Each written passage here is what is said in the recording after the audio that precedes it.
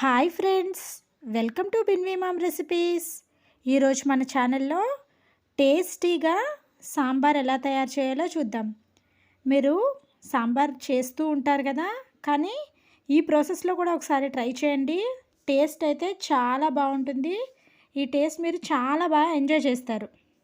ముందుగా దానికోసం ఒక హాఫ్ కప్పు కందిపప్పు తీసుకొని వాష్ చేసుకోవాలి. నేను ఎర్ర కందిపప్పు తీసుకున్నాను. మామూలుగా ఎల్లో కలర్ది అయినా సరే యూస్ చేయొచ్చు. దానిలో 2 కప్పులు వాటర్ వేసుకొని 1 స్పూన్ ఆయిల్ వేసుకొని ఉడికించుకోవాలి. తర్వాత కొద్దిగా చింతపండు, మనం ఏ కప్పుతో అయితే కందిపప్పు తీసుకున్నామో అదే కప్పుతో 1 కప్పు టొమాటో ముక్కలు కూడా వేసుకోవాలి. దానిలో కొద్దిగా వాటర్ వేయాలి. ఇప్పుడు కందిపప్పుని ఉడికించాలి. కందిపప్పు చాలా సాఫ్ట్ అయ్యే వరకు ఉడికించాలి. తర్వాత మనం చింతపండు టొమాటోలు వేసుకున్నవి కూడా వాటరు కొద్దిగా వేడైన వరకు కొంచెం వేడి చేసుకోవాలి. కందిపప్పు ఈ విధంగా మెత్తగా ఉడికిన తర్వాత స్టవ్ ఆఫ్ చేసుకోవాలి.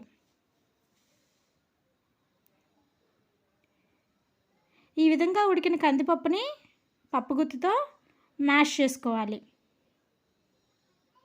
ఈ విధంగా పప్పు సాఫ్ట్గా ఉడకబెట్టుకోవాలి.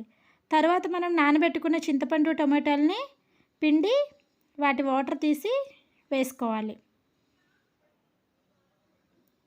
ఈ విధంగా పప్పుని చింతపండు టొమాటో రసాన్ని కూడా కలిపి పక్కన పెట్టుకోవాలి. దానిలోనే 1 స్పూన్ కారము, 1 స్పూన్ సాంబార్ పొడి, 1 స్పూన్ ధనియాలు జీలకర్ర పొడి వేసుకొని ఉండలు లేకుండా కలిపి పక్కన పెట్టుకోవాలి. ఈ విధంగా పప్పులోనే కలుపుకొని పెట్టుకోవడం వల్ల టేస్ట్ అనేది డిఫరెంట్గా వస్తుంది. తర్వాత స్టవ్ పై ప్యాన్ పెట్టుకొని 3.5 స్పూన్లు ఆయిల్ వేసుకోవాలి. సాంబార్కి ఆయిల్ ఎక్కువగా వేసుకుంటేనే బాగుంటుంది. అందులో దంచుకున్న వెల్లుల్లి రెబ్బలు కూడా వేసుకొని వేయించుకోవాలి.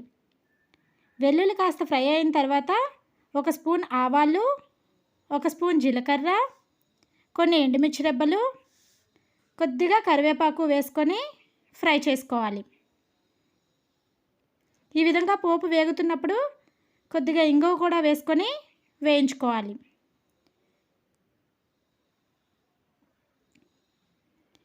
ఈ విధంగా పోపు బాగా వేగిన తర్వాత సన్నగా కట్ చేసుకున్న పచ్చిమిర్చి కూడా వేసుకోవాలి. పచ్చిమిర్చి కొద్దిగా కలర్ చేంజ్ అయిన తర్వాత సాంబార్ ఉల్లిపాయలు, ములక్కాయ ముక్కలు, ముల్లంగి ముక్కలు, క్యారెట్ ముక్కలు, సొరకాయ ముక్కలు, కొద్దిగా ఉప్పు, 1/2 స్పూన్ పసుపు వేసుకొని ఈ కూరగాయలన్నిటినీ బాగా కలుపుకొని మూత పెట్టుకొని ఒక 2-3 నిమిషాలు మగ్గించుకోవాలి.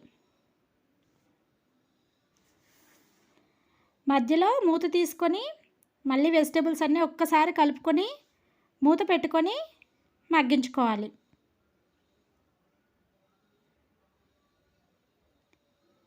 ఈ విధంగా వెజిటేబుల్స్ అన్నీ బాగా మగ్గిన తర్వాత కొద్దిగా కలర్ చేంజ్ అయినట్టుంటాయి. ఈ విధంగా మగ్గిన తర్వాత మనం ముందుగా కలిపి పెట్టుకున్న పప్పుని ఇందులో వేసుకోవాలి. ఇప్పుడు కొన్ని బెండకాయ ముక్కలు కూడా కట్ చేసి వేసుకోవాలి. బెండకాయ ముక్కలు పోపులో వేయవసరం లేదు, ఇలా వేసినా సరే తొందరగానే ఉడికిపోతాయి.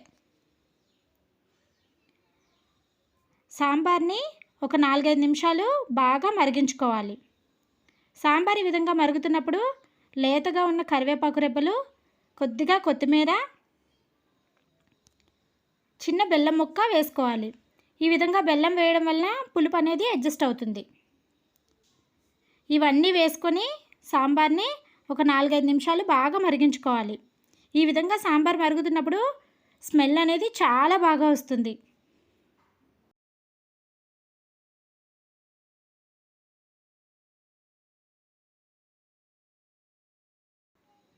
ఈ విధంగా సాంబార్పై ఆయిల్ పైకి తేలిన తర్వాత స్టవ్ ఆఫ్ చేసుకోవడమే. అంతే అండి, ఎంతో టేస్టీగా ఉండే సాంబారు రెడీ. ఫైనల్గా కొంచెం కొత్తిమీర వేసుకొని దించేసుకోవాలి. ఇలాంటి మరెన్నో రెసిపీస్ కోసం please subscribe our channel. Thank you for watching.